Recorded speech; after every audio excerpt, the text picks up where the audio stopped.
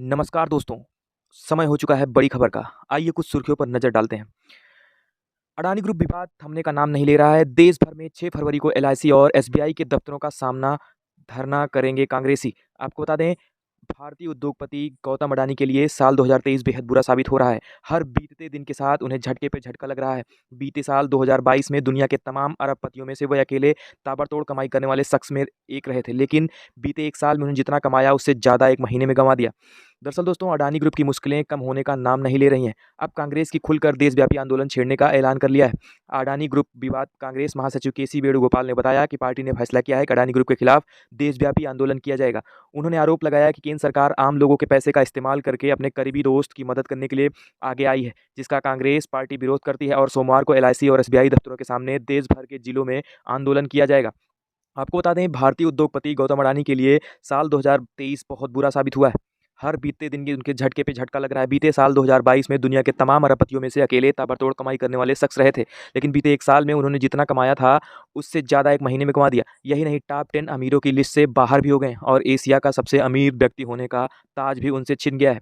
दरअसल अडानी ग्रुप के खिलाफ कांग्रेस नेता राहुल गांधी लगातार हमलावर होते हुए हैं। राहुल गांधी अक्सर बयानों से अपने अडानी ग्रुप पर सवाल उठाते हैं। हाल ही में रिसर्च फर्म हिंडरबर्ग की रिपोर्ट के साथ पब्लिक होने के बाद महाराष्ट्र कांग्रेस ने भी अडानी ग्रुप से धारावी रीडेवलपमेंट प्रोजेक्ट के वापस लेने की मांग भी की है। महाराष्ट्र के कांग्रेस अध्यक्ष नाना पटोले ने इस मामले में न सिर्फ एक स्वतंत्र एसआईटी बनाने की मांग की, बल्कि इस बात पर भी जोर दिया है कि धारावी पुनर्विकास परियोजना के काम में अडानी ग्रुप को दूर किया जाएगा।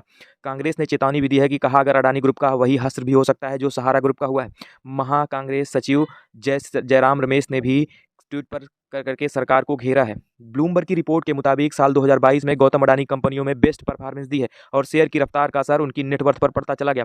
साल के आखिर में गौतम अडानी टॉप 10 बिलियनियर्स की लिस्ट में दूसरे नंबर पर पहुंच गए थे। हालांकि वह इस पायदान पर ज़्यादा देर तक नहीं रह सके। फिर लंबे समय तक अडानी दुनिया के तीसरे या चौथे अमीर बनकर दबदबा बनाए रखा। नए साल 2023 की शुरुआत में सब कुछ ठीक चल रहा था। फिर अडानी ग्रुप के लेकर अमेरिकी रिसर्च फर्म हिंडनबर्ग की एक रिपोर्ट सामने आई, जो 24 जनवरी को पब्लिश हुई, और इस रिपोर्ट ने अडानी साम्राज्य के एक उथल-पुथल मचाई, जिसके महीने भर में उनकी नेटवर्थ करीब 48 लाख डॉलर साफ हो गए। आपको बता दें, वे टॉप 10 अमीरों की लिस्ट से बाहर हो गए।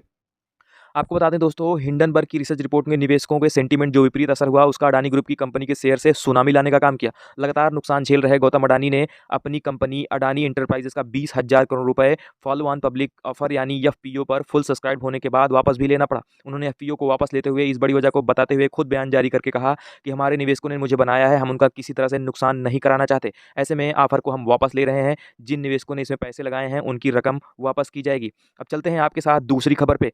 दूसरी खबर, सबसे बड़ी खबर ये निकल के आ रही है कि हरिद्वार में आपको बता दें, हरिद्वार में यूपी सरकार ने चलवाया बुलडोजर। नाराज संतों ने ऐलान किया, अनशन आत्मदाह कर लेंगे। दरअसल दोस्तों, संतों ने उत्तर प्रदेश सिंचाई विभाग के खिलाफ धरना दिया और 13 फरवरी तक अल्टीमेटम दिया गया है। अगर तोड़े गए गेट को सही नहीं करवाया गया तो अनशन करके आत्महत्या कर लेंगे। इसकी शिकायत भी उत्तर प्रदेश के मुख्यमंत्री योगी आदित्यनाथ से भी की जाएगी।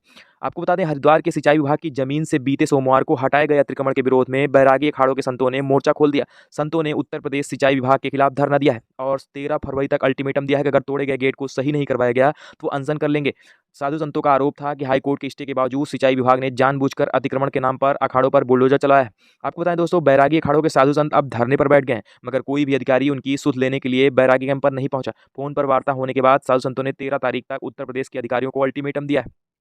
हरिद्वार के दिगंबर अड़ी अखाड़ा के बाबा हठ योगी ने कहा कि अतिक्रमण के नाम पर की गई तोड़फोड़ नहीं की गई है, बल्कि तो उत्तर प्रदेश सिंचाई विभाग ने हाई कोर्ट ने इसका जवाब देने के लिए तैयार रहे और शिकायत भी उत्तर प्रदेश मुख्यमंत्री योगी आदित्यनाथ से भी की जाएगी। चेतन ज्योति आश्रम के स्वामी ऋषिश्वरानंद का कहना है, साल 2021 में यहाँ के लोगों ने हाई कोर्ट में मुकदमा दायर किया था, जिस पर स्टे मिला हुआ है। यहाँ के 700 घरों तोड़ने पर स्टे लगा हुआ है, लेकिन 2-3 दिन पहले उत्तर प्रदेश के कुछ अधिकारी यहाँ आए और उन्होंने यहाँ पर तोड़फोड़ करना शुरू कर दिया।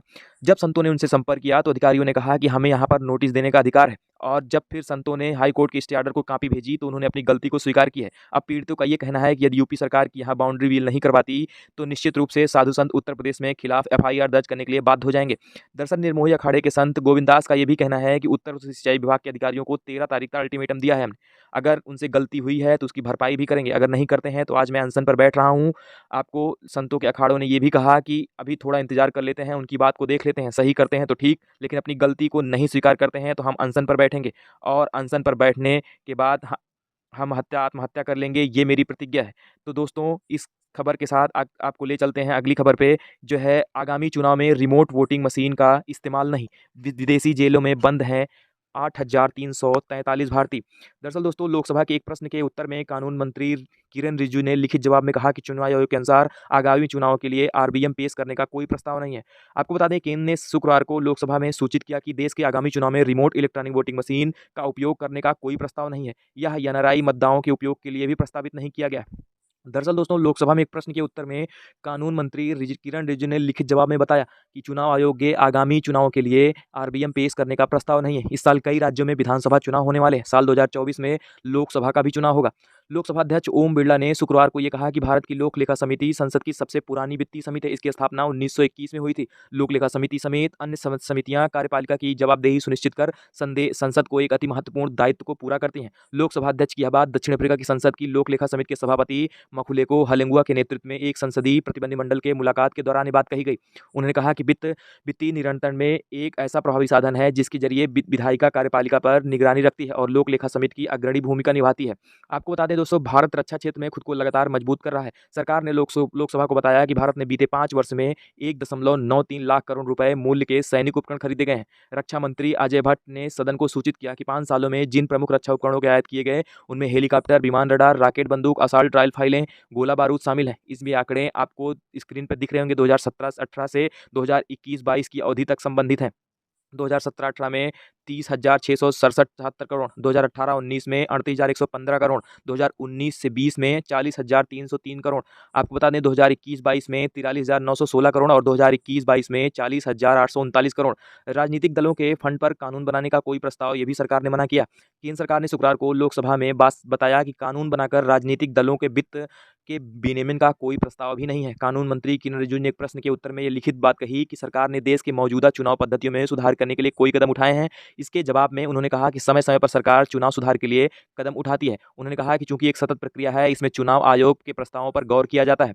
दरअसल आपको बता दें, विदेश मंत्रालय में राज्य मंत्री बी मुरलीधरन ने लोकसभा में एक सवाल का जवाब देते हुए कहा कि दुनिया के विभिन्न जेलों में 8,343 भारतीय कैदी हैं। इनमें सर्वाधिक संयुक्त अरब अमीरात यानी यूएई, सऊदी अरब और कुवैत जैसे खाड़ी देशों में है। यूएई में 1926, सऊदी अरब में 1362 भारतीय कैद हैं। नेपाल का यह आंकड़ा आपको बताता है 1222 भारतीय कैद हैं। विदेश मंत्री ने बताया भारत में 31 देशों के साथ सजायाफ्ता व्यक्तियों के स्थानांतरण संबंधी करार पर हस्ताक्षर भी किया है।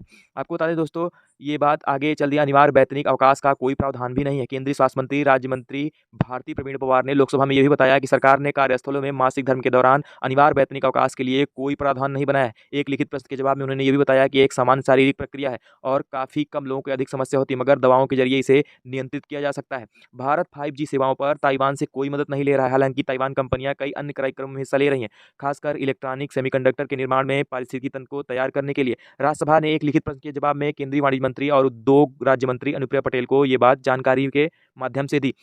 अब आपको बताते हैं दोस्तों, अगली जो बहुत बड़ी खबर ये है कि कश्मीरी पंडितों को हो रही टारगेट किलिंग और सुरक्षा के लिए केंद्र उठाए कदम। राहुल गांधी ने पीएम मोदी को ये बात कही है चिट्ठी लिखकर। दरअसल आपको बता दें, वो राहुल गांधी कांग्रेस के पूर्व अध्यक्ष ने कश्मीरी घाटी में कश्मीरी पंडितों की सुरक्षा में इस मुद्दे पर पीएम मोदी को पत्र लिखा है। अपने पत्र में राहुल गांधी ने जम्मू कश्मीर में हो रहे टारगेट किलिंग को लेकर प्रधानमंत्री से आग्रह किया है कि कश्मीरी पंडितों की चिंताएं जल्द दूर करें। दरअसल दोस्तों, भारत जोड़ो यात्रा के दौरान कश्मीरी पंडित के एक प्रतिनिधिमंडल के साथ मुलाकात के बाद राहुल गांधी पीएम मोदी से आग्रह किया कि वह कश्मीरी पंडित कर्मचारियों की चिंताओं को दूर करने के लिए कदम उठाएं और सुरक्षा की गारंटी बिना उन्हें कश्मीरी घाटी के काम करने के लिए मजबूर न किया जाए।